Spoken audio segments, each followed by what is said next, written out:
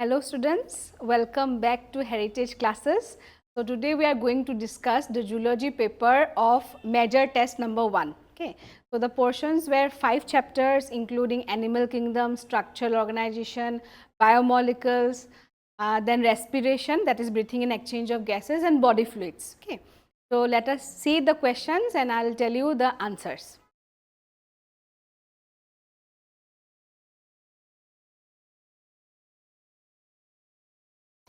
Okay. So the first question is which one of the following is not a characteristic. So इसमें पूछा गया है कि which one of the following is not a characteristic of all the chordates. तो मतलब कौन सा characteristic सब chordates में नहीं मिलता है.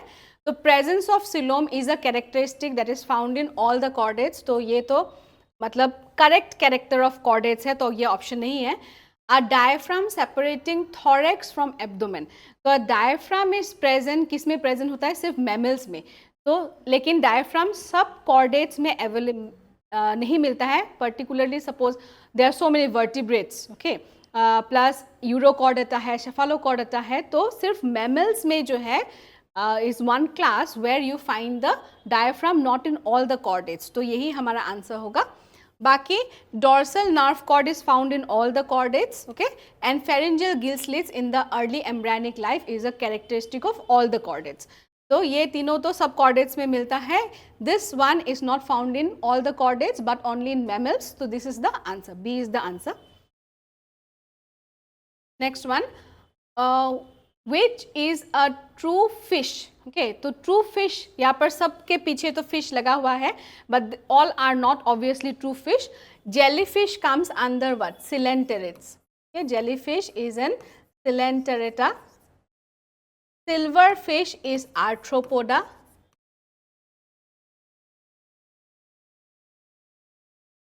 Cuttlefish Sepia is Mollusca.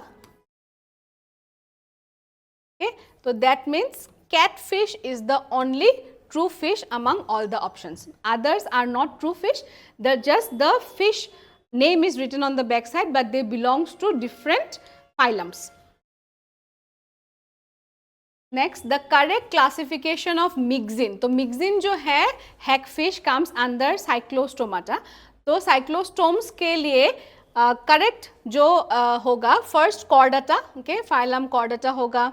Then subphylum vertebrata hoga, then division will be Agnatha because they do not have jaws, and then cyclostome is the class. So A is the correct classification of myxine, which is hagfish.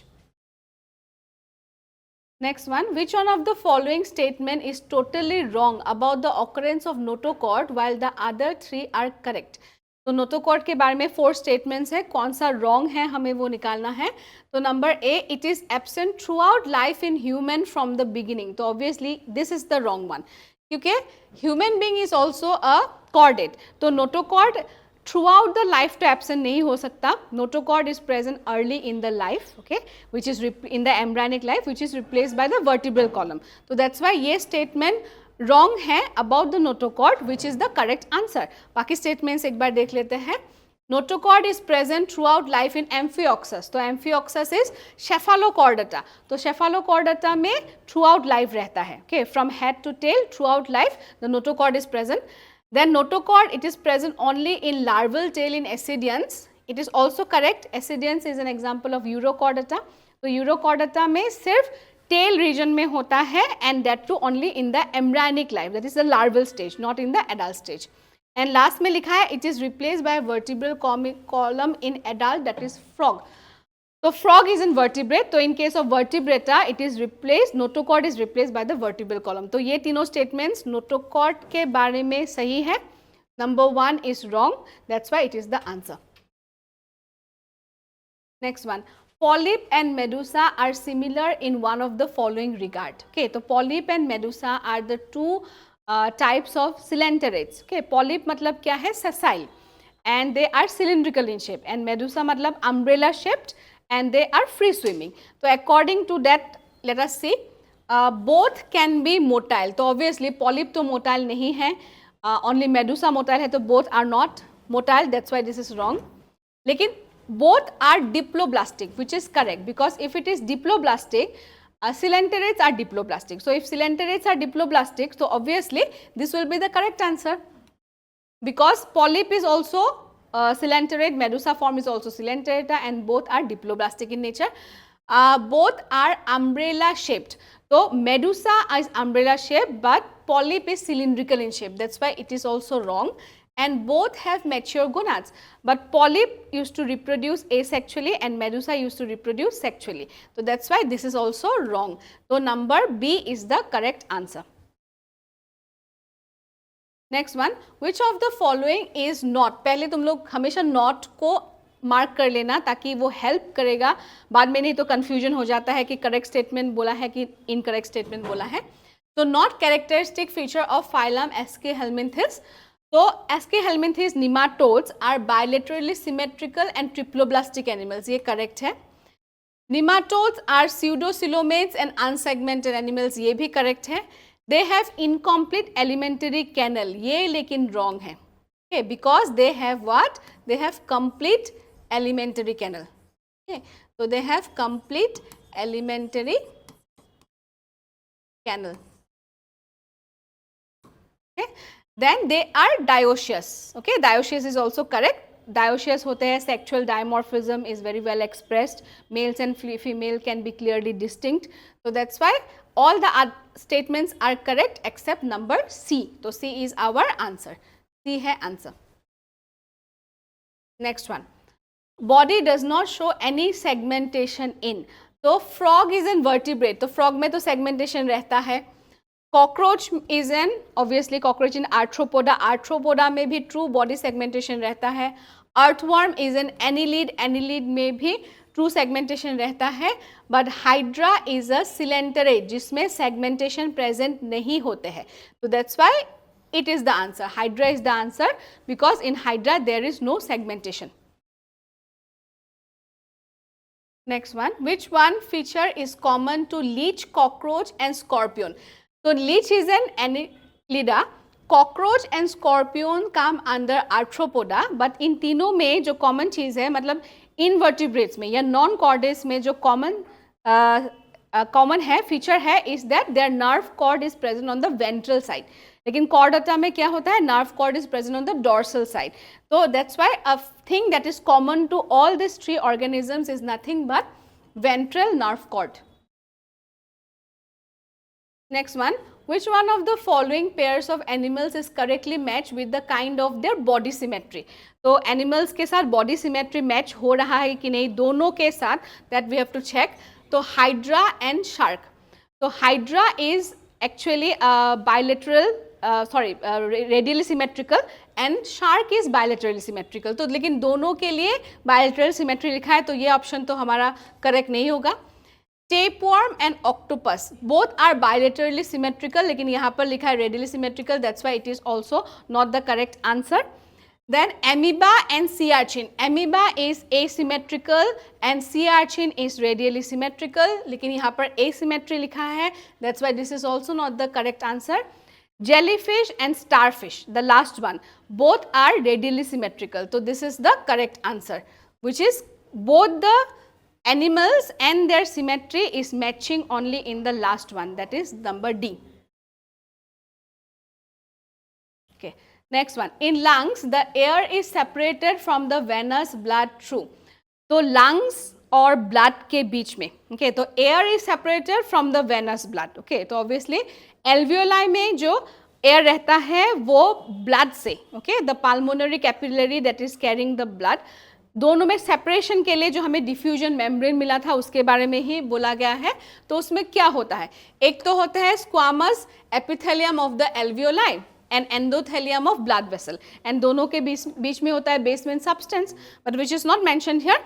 तो the answer will be B, मतलब squamous epithelium of alveoli and endothelium of blood vessel is separating the air in the alveoli from the blood in the pulmonary capillary. Next one, under a certain given condition in blood, dissociation of oxyhemoglobin. Okay, तो oxyhaemoglobin को dissociate होने के लिए कौन सा condition suitable है, मतलब oxygen and haemoglobin will be broken down. Under which circumstances when there are so many circumstances, like suppose when the PO2 is low, partial pressure of oxygen is low, when the PCO2 is high, when the hydrogen ions are high, and when the hydrogen ions are high, the pH will be on the acidic side, that is the pH will be less. So that's why number A is the correct answer. जब blood में pH fall होगा, acidic जाएगा because of the release of more hydrogen ions, so that condition will lead to the dissociation of oxygen and hemoglobin. So it is number A. Next one, which of the following structure is not supported by, यहाँ पर not लिखा है ना, not supported by incomplete cartilaginous rings.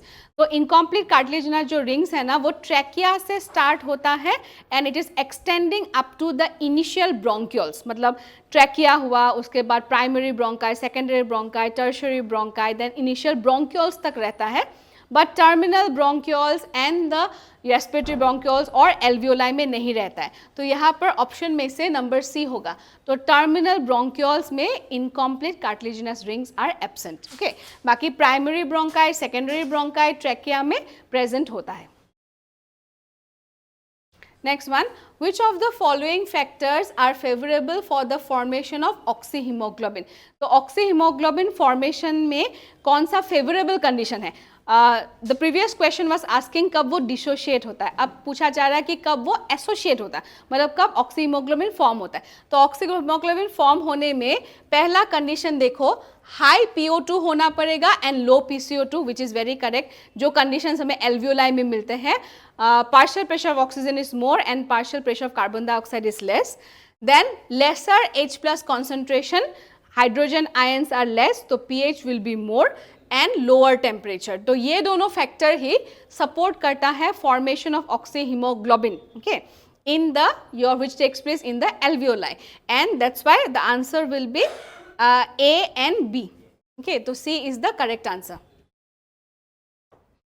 Next one, tick mark the incorrect statement. तो incorrect statement को हमें choose करना होगा. तो every 100 ml of deoxygenated blood delivers approximately 4 ml of carbon dioxide. It is correct. Okay, 100 ml of blood is carrying 4 ml of carbon dioxide and 100 ml of blood is carrying 5 ml of oxygen to the tissues. तो deliver to the tissues oxygen करता है 5 ml and alveoli को deliver होता है about 4 ml of carbon dioxide, which is clearly written in the NCERT book also. It is correct.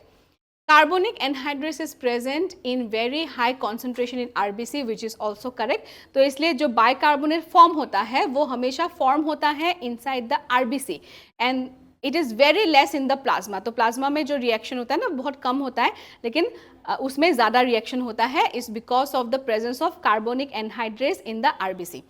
Next, high PCO2 and low PO2 in tissues help in binding of carbon dioxide with hemoglobin. Okay, तो it's true. जब high PCO2 होगा and low PO2 होगा तो carbon dioxide का haemoglobin के साथ bind होना ज़्यादा होगा. Okay, because oxygen and haemoglobin कब बाइंड होता है? जब ऑक्सीजन का लेवल ज़्यादा होता है, कार्बन डाइऑक्साइड का लेवल कम होता है. अब कार्बन डाइऑक्साइड का हीमोग्लोबिन के साथ कब बाइंड होगा? When there is more carbon dioxide and less oxygen. तो that's why this statement is also correct. And last वाला स्टेटमेंट लिखा है कि carbon dioxide is carried in haemoglobin as carboxy haemoglobin. तो ये कार्बोक्सी हीमोग्लोबिन जो word है ना ये रॉन्ग है. It should be carbamino haemoglobin. Okay, it should be carbaminohemoglobin because carboxy haemoglobin का मतलब हो जाएगा कि कार्बन मोनोऑक्साइड का कॉम्बिनेशन विद द हीमोग्लोबिन. लेकिन carbon dioxide binds to the amino group of the globin chain, that's why that composition is known as carbaminohaemoglobin. So D is the wrong statement and that's why it is the correct answer. Next one, the maximum volume of air a person can breathe in after a forced expiration. So maximum volume of air that can be breathed in after forced expiration वो होता है vital capacity. Okay, तो vital capacity को obviously तो A तो उसने लिखा ही है कि vital capacity, B में लिखा है कि vital capacity is combination of what? TV plus IRV plus ERV. तो ये तो correct है ही. उसके अलावा this is also correct. And TLC मतलब टोटल लंग कैपेसिटी से अगर रेसिडुअल वॉल्यूम को हम माइनस कर देते हैं तो that is also a vital capacity. तो this is also correct. So all of this will be the answer. मतलब vital capacity is the correct answer and B and C is also indicating towards vital capacity. So all of this is the answer. Next one. Chemoreceptors present in carotid and aortic arch are very much sensitive to. तो carotid जो camo receptors होते हैं ना उस पर हमें बहुत ध्यान देना होगा कि अगर वो कैमो सेंसिटिव एरिया है इन द ब्रेन और the chemo sensitive area present in the carotid artery और the aortic artery, it is only मतलब stimulated by carbon dioxide and hydrogen ion and oxygen का इसके ऊपर स्टिमुलेट करने का, activate करने का इनसिग्निफिकेंट रोल होता है. तो वो चीज़ अगर हम माइंड में रखेंगे तो ऑप्शन नंबर 1 देखो, increase in PCO2 in arterial blood, which is correct. जब partial pressure of carbon dioxide in the arterial blood will increase, then these receptors will get activated. बाकी ऑप्शंस में देखो, increase in PO2 in arterial blood. PO2 कभी भी activate नहीं करता है केमोसेंसिटिव areas को because they are insignificant in activating. तो ये wrong हो गया. Decrease in PO2 in venous blood is also wrong. As I told you, it is having insignificant role. तो number A is the correct answer. Next one, smooth muscle fibres are. तो smooth muscle जो है ना वो दिखने में कैसा होता है? एक तो है स्पिंडल शेप्ड है, ओके तो स्पिंडल शेप्ड हो गया. अनब्रांच है, ब्रांचेस नहीं है. Non striated, they are non striped और non striated, that's why they are called as the smooth muscle. Then uninucleate, एक ही न्यूक्लियस रहता है.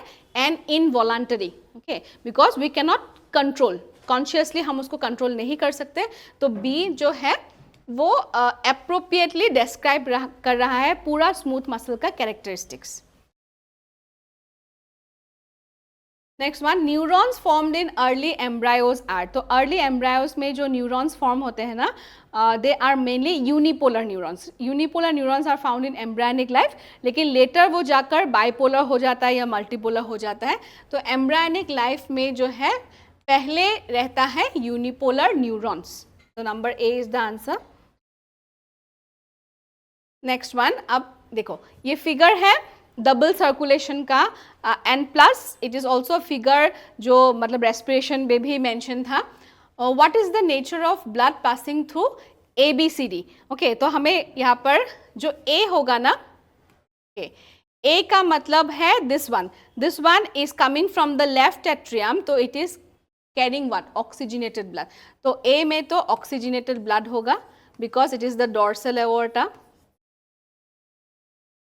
ओके उसके बाद B लिखा है ये वाला, ये जा रहा है राइट वेंट्रिकल से, that means it is the pulmonary artery.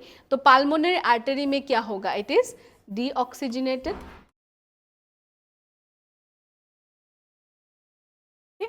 Then C मतलब लंग्स से ऑक्सीजन कलेक्ट करके जो C जा रहा है that is the pulmonary vein. तो पाल्मोनरी वेन में कैसा ब्लड रहता है? It is oxygenated.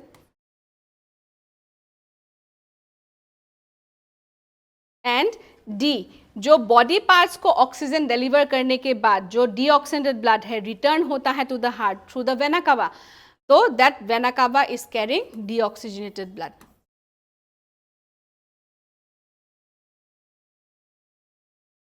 तो A oxygenated, B deoxygenated, C oxygenated, again deoxygenated. It is number A.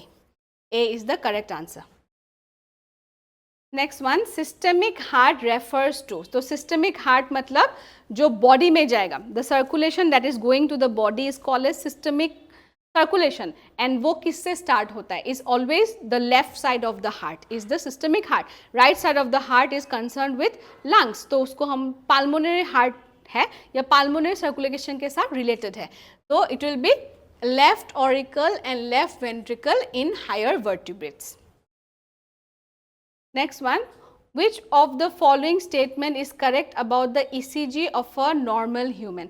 ECG of a normal human में first में लिखा है P wave and R wave together systolic and diastolic blood pressure. तो एक तो है कि वो blood pressure indicate ही नहीं करता, okay?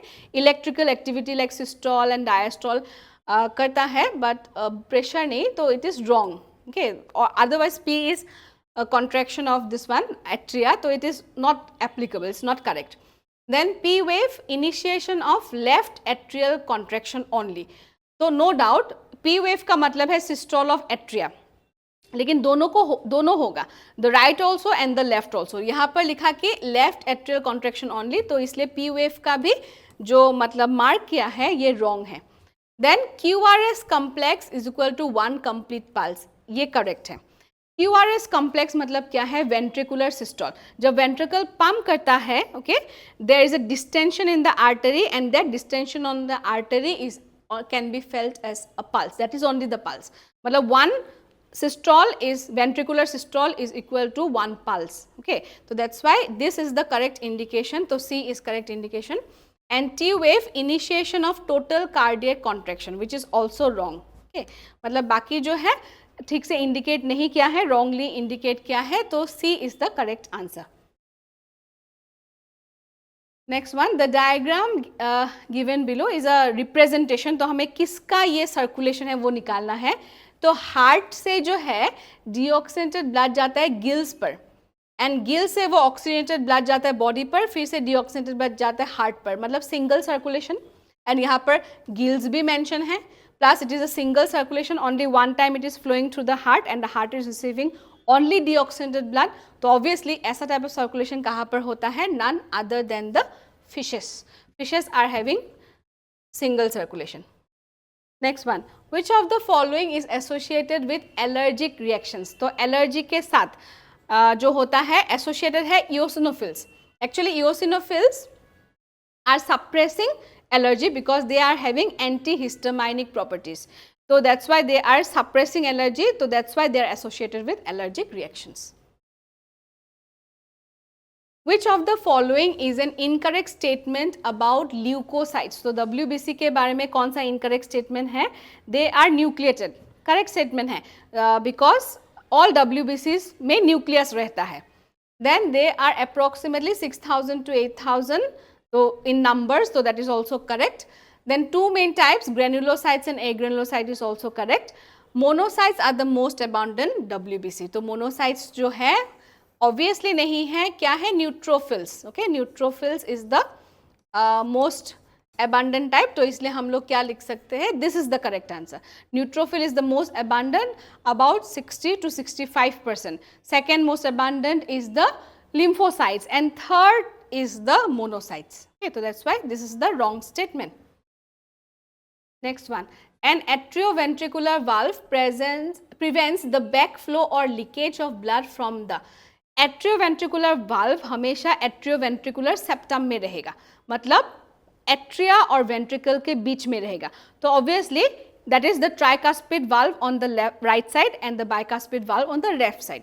तो इसको हमेशा वो क्या प्रिवेंट करेगा? तो back flow of the blood from the ventricle to the atrium will be prevented.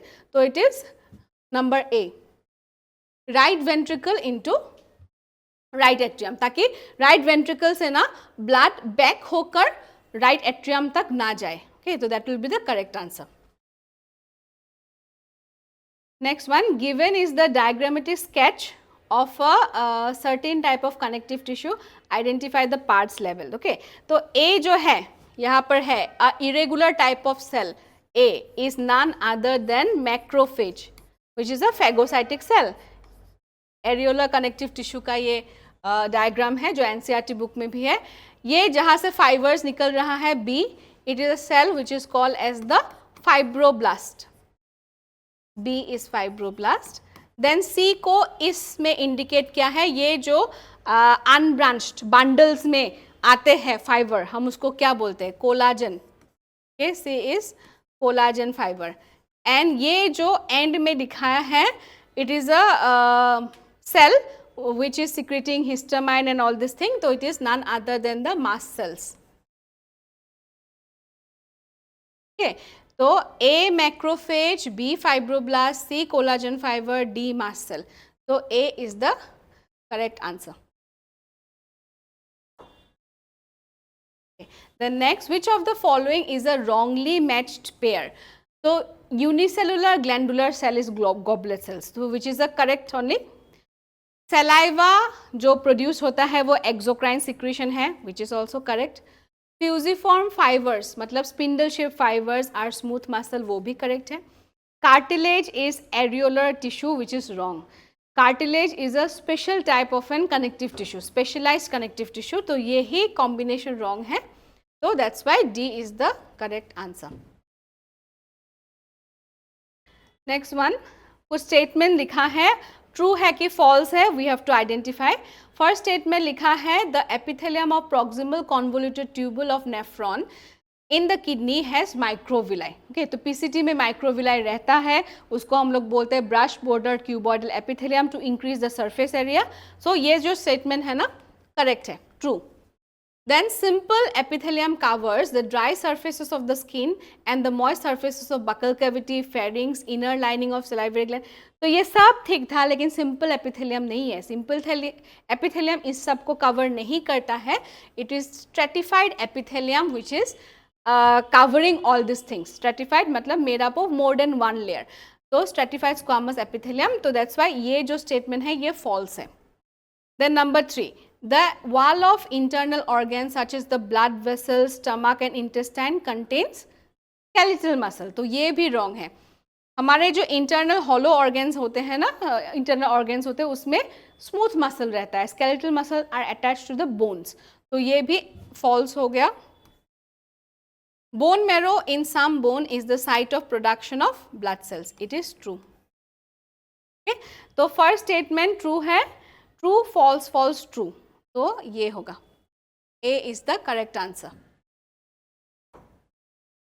Okay, तो now this is the head of cockroach and इसको मार्क किया गया है. A जो है लोअर लिप है, तो लोअर लिप क्या होगा, लेबियम. ओके, देन B जो है यहां पर इंडिकेट किया है which is the maxilla. Okay, then C जो यहाँ पर दिखाया गया है ये वाला portion, it is the upper lip which is called as labrum. And ये जो पोर्शन दिखाया है it is the mandible. Mouth parts of cockroach, तो ये डी होगा. D is the correct indication of the mouth parts of cockroach. Next one, which of the following is correct for the common cockroach? Malpighian tubules are the excretory organs projecting out from the colon. तो Malpighian tubule are the excretory organ तो correct है, लेकिन वो कहाँ से project करता है, is between the junction of midgut and the hindgut. तो वो colon से प्रोजेक्ट नहीं करता, तो इसलिए स्टेटमेंट रॉन्ग हो गया. Then oxygen is transported by hemoglobin in blood.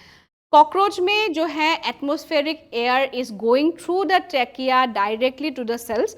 Blood is not related और there is no haemoglobin on, there is no respiratory gases in blood. तो ब्लड कभी भी गैसेस को कैरी नहीं करता है इन कॉकरोच, तो that's why it is wrong. Next one, nitrogenous excretory product is urea. Urea excrete नहीं करता है, क्या करता है, uric acid. Insects are excreting uric acid. तो ये स्टेटमेंट भी रॉन्ग हो गया. The food is grinded by mandibles and gizzard, which is true. Okay, पहले mandible grind करेगा, then after that gizzard will grind the food. तो number D is the correct answer. Next one, which of the following statement is incorrect about frog? Okay, incorrect ढूंढना है. Eyes are bulged out and covered by a nictitating membrane that protects them while in water, which is correct. So that membrane जो एक plain layer का membrane होता है वो eyes को cover करता है in water. On either side of the eyes a membranous tympanum receives sound signal. तो इनका तो external ear नहीं होता है, tympanic membrane is only representing the ear. Then the hind limb ends in 4 digit. ये wrong हो गया. It should be 5. Okay. And they are large and muscular. बाकी सब ठीक था, just that इसमें 4 limbs में 5 लिख दिया. This should be 4, okay, and this should be 5. So that's why this statement is wrong. Frogs exhibit sexual dimorphism, which is very correct. Okay, males and females are clearly distinct. So that's why it is also correct. तो इसमें जो wrong statement बोला है, only 3 ही wrong statement है. तो then अभी ये जो है PQRST हमें पढ़ना पड़ेगा। तो P में लिखा है, देखो statement, the male frog has a special organ on the throat.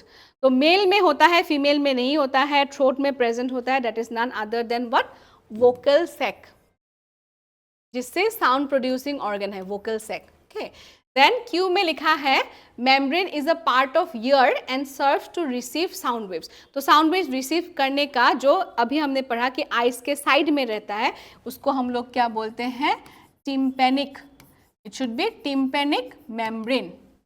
Next, dermis of the frog contains sac like, frog के स्किन में ना क्या होता है, म्यूकस ग्लैंड होता है, तो सैक लाइक इसमें क्या होगा, mucus. Next, tongue of frog is bilobed, 2 lobes होते हैं, तो ये होगा bilobed. And dash respiration takes place in lungs on land.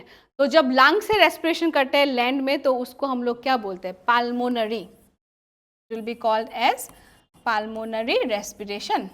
So vocal sac, tympanic membrane, mucus, then your bilobed and pulmonary. B is the correct answer. So correctly जो पूरे points को define कर रहा है B है. The 4 elements called big 4 which make up 95% of all the elements found in living system are carbon, hydrogen, oxygen and nitrogen. Okay, out of all this, these are the most abundant one, that is making most of the living organisms, so most of the part of the living organisms. Next one, the sum total composition of acid soluble pool and acid insoluble pool, मतलब जो sum है soluble pool and acid insoluble pool, दोनों कहाँ से आता है? Obviously these are the composition of the cellular pool. Okay, मतलब एक सेल के अंदर जो चीज़ें रहता है, सेल में साइटोप्लाज्म रहता है, ऑर्गेनेलिज रहता है, उसके अंदर जो रहता है, तो जो हम अगर एसिड सॉल्युबल, एसिड इनसॉल्युबल दोनों पुल्स को कंसीडर करें, तो ये रिप्रेजेंट कर रहा है एक टोटल सेलुलर सेल के अंदर जो जो कंपोनेंट्स रहता है, तो that will be called as the cellular pool. Next one, acidic amino acids. Okay, acidic amino acid जिसका 2 कार्बोक्सिलिक ग्रुप होगा, एक एमाइनो ग्रुप होगा, is none other than number A which is aspartic acid and glutamic acid. Next one, cellulose, the most important constituent of plant cell is made up of. तो cellulose जो है ना, it is very important. Okay, and cellulose is made up of, पहला तो क्या है, cellulose is a your unbranched, glycogen and starch is branched, and glycogen and starch are made up of alpha glucose, and straight line is joined by alpha 1,4 glycosidic bond, and जब branching point होगा उसमें होगा alpha 1,6 glycosidic bond. लेकिन cellulose जो है ना वो एक straight है, तो unbranched है, and it is made up of beta glucose. तो D will be the correct option. Okay, unbranched change of glucose molecule linked by beta 1,4 glycosidic bond. Next one, assertion में लिखा है proteins are a heteropolymer, correct है, कोई भी ऐसा protein नहीं है जो सिर्फ एक ही अमाइनो एसिड से बना है, तो proteins are always heteropolymer that is made up of different type of amino acids. And dietary proteins, तो ये करेक्ट है, dietary proteins are the source of non essential amino acid. तो नॉन एसेंशियल अमाइनो एसिड तो हम खुद से बना सकते हैं। Okay, the body used to synthesize this amino acids, 10 amino acids, and that's why they are called as non-essential. तो dietary food से हमें क्या चाहिए? We need the essential amino acids. Okay, that's why this statement is wrong. तो assertion correct है, लेकिन reason false है, तो इसमें C होगा correct answer. Next one, decreasing order of organic compounds in protoplasm. तो प्रोटोप्लाज्म में सबसे ज़्यादा तो ऑब्वियसली रहता है वाटर, वाटर के बाद रहता है प्रोटीन ना, प्रोटीन कितना रहता है, अबाउट 10 to 15% रहता है, देन उसके बाद न्यूक्लिक एसिड रहता है 5 to 7%, कार्बोहाइड्रेट रहता है अराउंड 3%, एंड लिपिड्स रहता है अराउंड 2%। तो इसमें ही करेक्ट जो है डिक्रीजिंग ऑर्डर दिखाया है in option number B. Okay, तो B is the correct answer. Which of the following secondary metabolite is wrongly matched? Pigments में दिखाया है carotenoid anthocyanins which is correct. Polymeric substances में दिखाया है rubber and gum, ये भी correct है, cellulose भी आएगा. Toxin में abrin, ricin is also correct. Alkaloids में लेमन ग्रास ऑयल, तो lemon grass oil is essential oil and alkaloids में मॉर्फिन कोडिन आएगा, तो दैट्स वाई ये कॉम्बिनेशन जो है गलत है, तो that's why D is the correct answer. Then next one, which one is false? Fatty acids may be unsaturated with one or more double bond or saturated without double bonds. Correctly लिखा है, fatty acid unsaturated भी हो सकता है, saturated भी हो सकता है, तो ये करेक्ट है. Fatty acids may be esterified with glycerol forming monoglyceride, diglyceride and then triglyceride. Okay, अगर एक फैटी एसिड लगेगा ग्लिसरॉल के साथ तो हम उसको बोलेंगे मोनोग्लिसराइड, अगर दो फैटी एसिड लगेगा will tell it as diglyceride and there is if 3 will be join will call it as triglyceride, तो इसलिए ये भी करेक्ट है. सी में लिखा है neural tissues have lipids with very simple structure, तो न्यूरल टिश्यू में लिपिड्स प्रेजेंट है, यहाँ तक ठीक था, लेकिन वेरी सिंपल नहीं होगा, कॉम्प्लेक्स. तो complex lipids, conjugated lipids are present in the neural tissue, तो ये जो है रॉन्ग स्टेटमेंट है, तो यही हमारा आंसर है.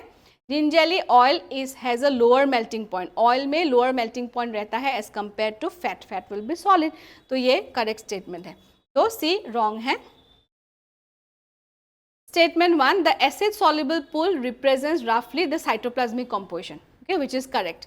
Acid soluble pool cytoplasmic composition में मतलब जो माइक्रो न्यूट्रिएंट्स होते हैं, एंड जो एसिड इनसॉल्युबल पूल होता है वो साइटोप्लाज्मिक प्लस ऑर्गेनलीज के अंदर जो चीज़ें होता है सबको डिनोट करता है. स्टेटमेंट 2 में लिखा है ribozymes are proteinaceous enzymes. Ribozyme is not proteinaceous, it is RNA, it is made up of RNA. So all enzymes are proteins except few. Out of that, one category which is made up of RNA are called as ribozymes. So that's why ये statement जो है wrong है. Statement 1 correct, statement 2 wrong. B. Next one. Enzymes that catalyze removal of groups from substrate by mechanisms other than hydrolysis. अगर hydrolysis से separate होगा, that is our digestive enzyme, break down करेगा, तो हम उसको बोलेंगे हाइड्रोलाइसिस. लेकिन यहाँ पर अदर देन हाइड्रोलाइसिस से अगर ब्रेक डाउन होता है प्लस डबल बॉन्ड्स जब इंट्रोड्यूस्ड हो जाता है, that class of enzyme is known as the lyases. तो B is the correct answer.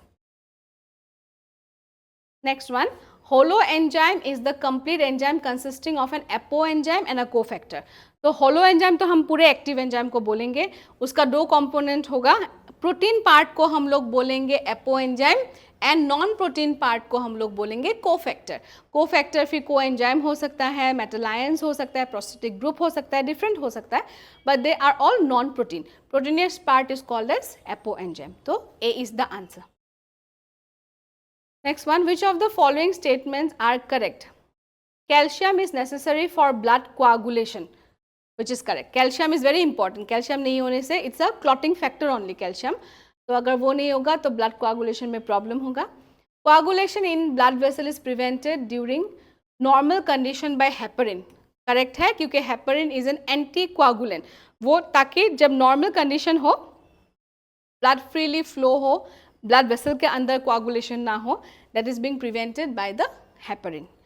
Then clotting of blood involves changes of fibrinogen to fibrin by thrombin. Correct है. Thrombin क्या करेगा?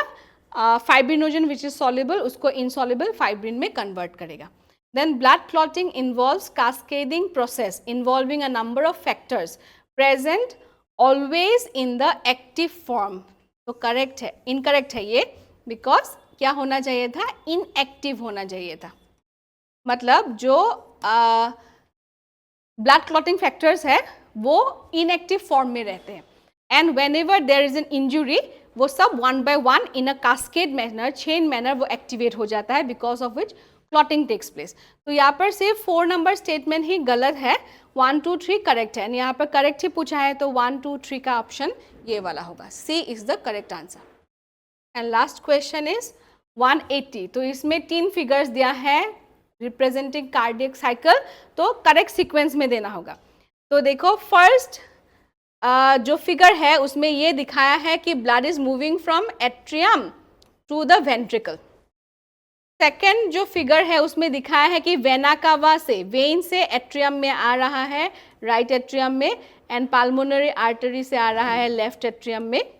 And third में दिखा है कि वो जा रहा है पाल्मोनरी आर्टरी एंड एओर्टा में। तो एकदम फर्स्ट कौन सा होगा? ये होगा, जहां पर पहले एट्रियम दोनों फिलअप होंगे by the respective veins, then atrium fill up होने के बाद वो जाएगा वेंट्रिकल्स में from the respective atria, and then उसके बाद वेंट्रिकल से जाएगा रेस्पेक्टिव आर्टरी में, पाल्मोनरी आर्टरी एंड एओर्टा। तो 2, 1, 3 will be the correct indication. तो C. Okay. With this, we have come to the end of the discussion of this zoology paper. Hope आप लोगों का पेपर अच्छा गया है। इसमें 5 चैप्टर्स थे, it was a mega test, तो और भी ज़्यादा ब्रश अप करना है ताकि विथ ईच टेस्ट ना आप लोग का रिजल्ट अच्छा हो। तो थैंक यू सो मच।